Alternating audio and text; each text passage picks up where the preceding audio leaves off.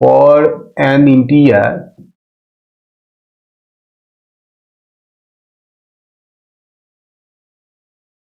n greater equal to 2,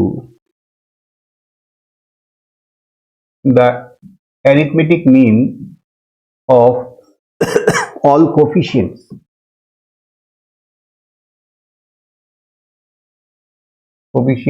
in the binomial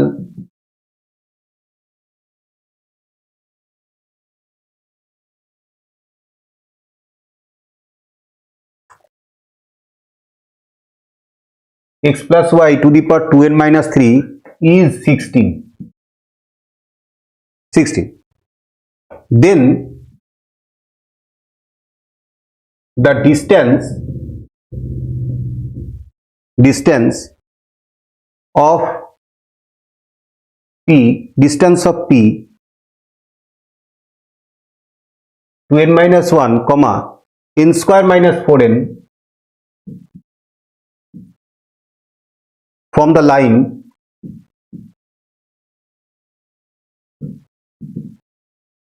line x plus y equal to 8 is বের করতে হবে। এইটা আগে দেখে নাও।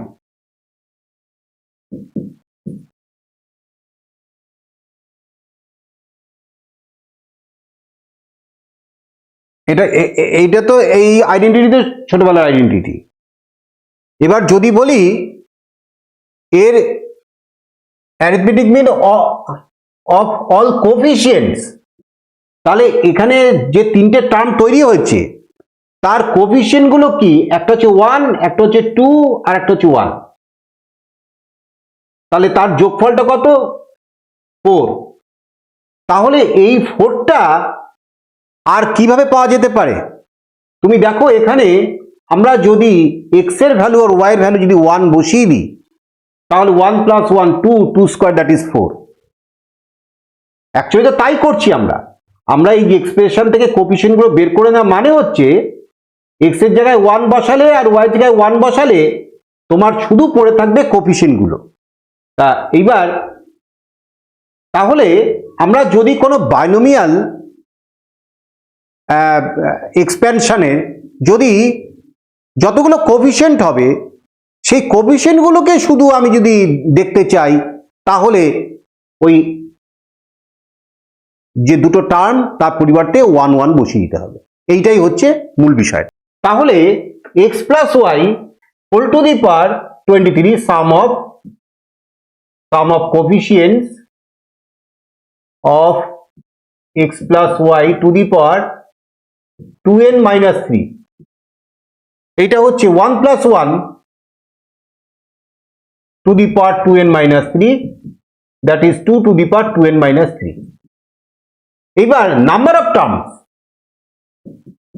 তোমরা জানো যে নাম্বার অফ টার্মস যে পাওয়ার তার থেকে 1 বেশি হয়, তাহলে পাওয়ার আছে 2n minus 3, 1 বেশি হলে 2n minus 2। এইবার কন্ডিশন, অ্যাকর্ডিং টু কন্ডিশন, ওই 2 to the power 2n minus 3 by 2n minus 2 এইটা ইকুয়াল টু হচ্ছে 16। এবার n এর ভ্যালু বের করো, n equal to 5। ব্যাস, তাহলে পয়েন্ট এবার আবিষ্কার করে নি। 2 into 5 10 minus 1 মানে 9, আর 5 স্কয়ার 25 minus 25, তাহলে 9 পাওয়ার 5 থেকে এই স্ট্রেট লাইনের উপরে যে ডিস্টেন্স সেটা বের করে দাও।